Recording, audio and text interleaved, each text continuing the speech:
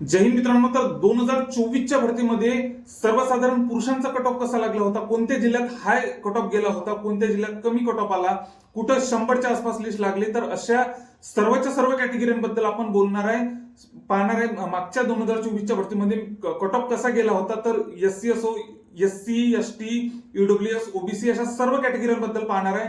त्यामुळे व्हिडिओला स्किप करू नका. व चॅनलला जर नवीन असाल तर चॅनलला नक्कीच सबस्क्राईब करून घ्या, जेणेकरून ज्या समोरच्या मैदानी चाचणीचे अपडेट्स असो की इतर कोणत्याही अपडेट्स असो त्या तुमच्या युट्यूबच्या पेजला येतील. तर व्हिडिओ बनवण्यामागचा इतकाच उद्देश की या 2024च्या भरतीवरून मागच्या कट ऑफ वरून आपल्याला यावेळेस आपल्याला किती टोटल करावी लागेल इतक्या जागांसाठी, तर ते आपल्याला समजून येईल. तर आता आपण पाहूयात ओपन सर्वसाधारणचा कट ऑफ कसा गेला होता जिल्ह्यांमध्ये. ओपनच्या सर्वसाधारण कट ऑफचा जर विचार केला तर सर्वात हायेस्ट महाराष्ट्रातील सर्वात हायेस्ट ओपनचा कट ऑफ कुठे गेला असेल 2024च्या भरतीमध्ये, तर तो धुळेला गेला, जो की 141 मार्कांवर गेलेला होता. सोलापूर सिटीला फक्त, आणि त्यातच आता सर्वात कमी कुठे लागला, तर हा डिफरन्स कशाचा आहे, तर हा डिफरन्स हा पेपरचा आहे.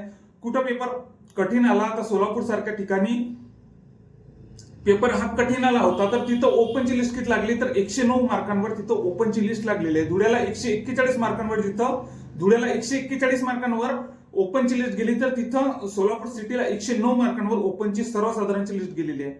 बीड सारख्या जिल्ह्यात, बीड सारखा जिल्हा असो, सिंधुदुर्ग सारखा जिल्हा असो, त्या जिल्ह्यात 140 मार्कांपर्यंत कट ऑफ आलेली होती. भंडारा सारख्या जिल्ह्यात 110 मार्कांवर झाली. कारण की आपल्याला माहितीच आहे की भंडाऱ्याचा पेपर कसा असतो. भंडाऱ्याचा पेपर महाराष्ट्रातील मागच्या दोन भरत्यांचा जर विचार केला, 23च्या आणि 24च्या भरतीमध्ये सर्वात कठीण हा भंडाऱ्याचाच पेपर निघत असतो, हे आपल्याला माहित आहे. तर तिथं 110 मार्कांवर कट ऑफ लागलेली आहे. जळगाव, छत्रपती संभाजीनगर शहर सारख्या ठिकाणी 138 मार्कांवर कट ऑफ गेलेली आहे. तर यावरून आपल्याला एक प्रकारचा अंदाज येऊन जातो की आपल्याला आपल्या कॅटेगरीला जागा किती. तर यावरून आपल्याला मागच्या कट ऑफ वरून आपल्याला अंदाज येऊ शकतो की आपल्याला यावेळेस टोटल किती करावे लागणार, तर हे आपल्याला इथे क्लिअर होऊन जाते. जळगाव आणि छत्रपती संभाजीनगर सारख्या ठिकाणी 138 मार्कांवर कट ऑफ गेलेला होता. वर्धा सारख्या ठिकाणी 120 मार्कांवर कट ऑफ गेला होता.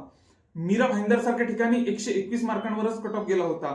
तर अशा प्रकारे हा कट ऑफ मधील आपल्याला भरपूर प्रमाणात असा फरक आपल्याला आढळून येतो. तर हा फरक काय आहे, तर हा फरक पेपराचा असू शकतो, हा फरक जिल्हा निवडीचा असू शकतो. तर अशा बरेचसे कारण या कट ऑफला असे असू शकतात. तर मीरा भाईंदरचा 121, कारण की मीरा भाईंदरचा आपल्याला माहितीच आहे पेपर टफ होता, त्यामुळे ग्राउंड पण तिथं बऱ्याचशा लोकांचं बसलं नव्हतं, त्यामुळे तिथं मिरिट हाय लागणारच होती, म्हणजे मिरिट कमी लागणारच होती.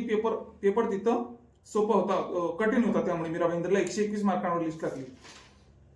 दुसरी कॅटेगरी बघू आपण आता, ईडब्ल्यूएस सर्वसाधारण.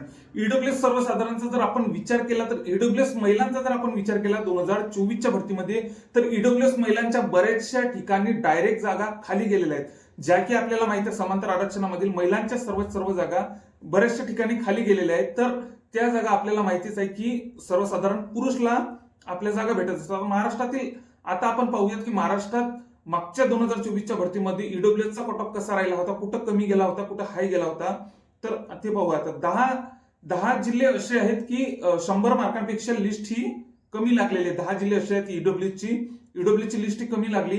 10 जिल्ह्यांमध्ये फक्त 100च्या खाली डायरेक्ट लिस्ट लागलेली आहे. तर आणि मोजकेच असे काही जिल्हे आहेत की जिथं 130 पर्यंत लिस्ट गेलेली आहे. तर ते पण आपण बघूयात की बुलढाण्यासारखा जर जिल्हा बघितला आपण, बुलढाण्यासारख्या ठिकाणी 133 मार्कांवर, जे की महाराष्ट्रातील ईडब्ल्यूची सर्वात हायेस्ट लिस्ट बुलढाण्याला लागलेली आहे, जे की 133 मार्कांवर लागलेली आहे. सातारा, धुळे सारख्या ठिकाणी 131 मार्कांवर ईडब्ल्यूची लिस्ट लागलेली आहे. नाशिक शहरला 128 मार्कांवर ईडब्ल्यूची लिस्ट लागलेली आहे. तर 10 जिल्हे तर असे आहेत की तिथं फक्त 100च्या खाली किंवा 100च्या आसपास लिस्ट लागलेले आहे. तर ते 10 जिल्हे बघू आपण. पिंपरी चिंचवडला 67 मार्कांवर फक्त ईडब्ल्यूचा कॅन्डिडेट हा भरती झालेला आहे. यवतमाळ सारख्या ठिकाणी 72 मार्कांवर, अहिल्यानगर, पालघर सारख्या ठिकाणी 73 मार्कांवर, वर्धा सारख्या ठिकाणी 83 मार्कांवर, तर परभणी सारख्या ठिकाणी 87 मार्कांवर ईडब्ल्यूचा कॅन्डिडेट हा भरती झाला. म्हणजे 10 असे जिल्हे आहेत की तिथं फक्त 100च्या खाली किंवा 100च्या आसपास लिस्ट ही ईडब्ल्यूची गेलेली आहे. तर यावरून आपल्याला समजून जाते यावेळेस आपल्याला टोटल किती करावे लागेल. एससी कॅटेगरी, आता एससी कॅटेगरीचा जर विचार केला आपण, तर एससी कॅटेगरी बघू आपण. एससी कॅटेगरी काही जिल्ह्यांमध्ये मिरिट ही 130 क्रॉस गेली, तर काही जिल्ह्यांमध्ये फक्त 100च्या आसपास लिस्ट आलेली आहे. सर्वसाधारण बद्दल बोलत आहे आपण. तर 100च्या आसपास आपल्याला येताना दिसत आहेत. धुळे व नाशिक शहर सारख्या ठिकाणी फक्त या जिल्ह्यांमध्ये फक्त 131 मार्कांवर मिरिट हे गेलं होतं. नाशिक आणि धुळे जिल्हा पोलीस. ठाणे सिटीला 130 मार्कांवर, बुलढाणा असो, सातारा असो, जळगाव असो या ठिकाणी 129 मार्कांपर्यंत मिरिट ही गेलेली होती एससी कॅटेगरीची. तर असे आता आपण बघूया 100च्या आसपास लागणारे जिल्हे कुठं 2024च्या भरतीमध्ये. तर भंडाऱ्यासारख्या ठिकाणी 100 मार्कांवर लिस्ट गेली. मीरा भाईंदर सारख्या ठिकाणी 110 मार्कांवर लिस्ट गेली. वर्धा वाशिम सारख्या ठिकाणी फक्त 112 मार्कांवर लिस्ट ही लागलेली आहे. तर हा इतका फरक आपल्याला जिल्ह्यांमध्ये आढळून येतो एससी कॅटेगरी बघितली आपण. तर एनटीबी कॅटेगरी आज सर्वसाधारण पाहू. आता एनटीबी कॅटेगरी जळगाव सारखा जिल्हा आहे तर तिथं 138 मार्कांवर लिस्ट ही गेलेली आहे. जळगाव सारख्या ठिकाणी एनटीबीची. नवी मुंबईला फक्त, आणि त्यातच काय तर जळगाव सारख्या ठिकाणी 138 मार्कांवर, तर नवी मुंबईला एनटीबीची लिस्ट ही 98 मार्कांवर लागलेली आहे. कारण की नवी मुंबईचा जेमतेम पेपर हा बऱ्यापैकी असतो. तर नाशिक शहरला 132 मार्कांवर लिस्ट ही गेलेली आहे. भंडाऱ्यासारख्या ठिकाणी 106 मार्कांवर मिरिट ही गेलेली आहे. कारण की भंडाऱ्याचा पेपर आपल्याला माहितीच आहे की भरपूर प्रमाणात कठीणच होता इतर जिल्ह्यांच्या पेपरच्या कंपॅरिझन मध्ये. ठाणे आणि सिंधुदुर्ग सारख्या ठिकाणी 131 मार्कांवर मिरिट ही गेलेली आहे. परभणी सारख्या ठिकाणी 112 मार्कांवर मिरिट ही गेलेली आहे. तर हा फरक आपल्याला इथं आढळून येतो बऱ्याचशा जिल्ह्यांमध्ये एनटीबी कॅटेगरी सर्वसाधारणचा. एससीबीसी कॅटेगरी बऱ्याचशा मुलं आता कमेंट करताय एससीबीसी कॅटेगरी बद्दल सांगा. तर एससीबीसी कॅटेगरी 2024चा कट ऑफ वरून आपल्याला समजून जाईल की तिथं कट ऑफ यावेळेस आपल्याला टोटल किती करावे लागेल. तर 2024च्या भरतीमध्ये एससीबीसी मराठा कास्ट साठी कोणता जिल्हा एससीबीसी साठी सेफ होता तर ते आपण पाहूयात. कोणता जिल्हा टफ होता तर छत्रपती संभाजीनगर, जीआरपी असो, धाराशिव असो, कोल्हापूर असो अशा ठिकाणी डायरेक्ट 136 मार्कांवर मिरिट ही एससीबीसीची गेलेली होती. सर्वाधिक मिरिट ही एससीबीसीची लागलेली आहे छत्रपती संभाजीनगर, जीआरपी, धाराशिव आणि कोल्हापूरला. तर त्याच वेळेस यवतमाळला फक्त 84 मार्कांवर मिरिट ही गेलेली होती. भंडाऱ्याला 101 मार्कांवर मिरिट ही गेलेली होती. तर जळगाव सारख्या ठिकाणी 130 मार्क घेऊन पण मुलं तिथं भरती झालेली नाही एससीबीसी कॅटेगरीमध्ये. कारण की तिथं आपल्याला माहितीच आहे की पेपर हा टफच असतो. जळगावचा तर पेपर आपल्या भरपूर प्रमाणात कठीण असतो. भंडाऱ्याचा विषय तर भंडाऱ्याला भरपूर प्रमाणात मागच्या 2 भरत्यांमध्ये कठीणच पेपर निघालेला आहे. तर म्हणून तिथं 101 मार्कांवरच मिरिट गेलेली होती. ठाणे सिटीला 130 मार्कांवर मिरिट ही गेलेली होती. आपल्या ठाणे सिटीला 133 मार्कांवर मिरिट येऊन थांबलेली होती एससीबीसी कॅटेगरीची. बुलढाण्याला 132 मार्कांवर, वर्ध्याला 104 मार्कांवर, तर गोंदियाला 109 मार्कांवर एससीबीसीची मिरिट ही गेलेली होती. हा बऱ्याचशा प्रमाणात आता आपल्याला कुठं लिस्ट 130 क्रॉस होताना दिसते, कुठे 130च्या जवळपास दिसते, तर कुठं डायरेक्ट 100च्या जवळपास दिसते. हा जिल्हा निवडीचा फरक आहे. तर पेपरचा पण बऱ्याच प्रमाणात यामध्ये फरक आपल्याला आढळून येतो. तर कोणते जिल्हे असे आहेत की 130 क्रॉस गेलेले आहेत एससीबीसी साठी तर धुळे असो, बीड असो, नागपूर सिटी असो, छत्रपती संभाजीनगर शहर असो, मुंबई आणि जालन्यासारख्या ठिकाणी 130 क्रॉस गेलेली आहे मागच्या 2024च्या भरतीमध्ये. तर आता पुढची कॅटेगरी बघू, एनटीसी कॅटेगरी. एनटीसी कॅटेगरीचा कट ऑफ कसा गेला होता मागच्या भरतीमध्ये 2024च्या भरतीमध्ये.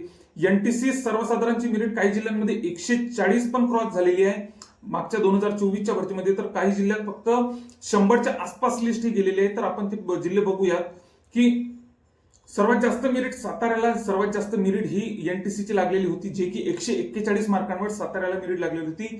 त्याच्या खालोखाल धुळेला 138 मार्कांवर, तर बीडला 137 मार्कांवर एनटीसीची मिरिट ही लागलेली होती. पण त्याच वेळेस भंडाऱ्यासारख्या जिल्हा जर आपण बघितला तर एनटीसीची मिरिट ही फक्त 96 मार्कांवर लागलेली होती, जे की इतर कॅटेगरीच्या मानाने कमी आहे. कारण की आपल्याला माहितीच आहे की एनटीसी कॅटेगरीची लिस्ट ही हायस्ट लागत असते. यवतमाळ सारख्या ठिकाणी 105 मार्कांवर, वर्धा सारख्या ठिकाणी 111 मार्कांवर, तर वाशिम सारख्या ठिकाणी 115 मार्कांवर मिरिट ही गेली होती एनटीसी कॅटेगरीची.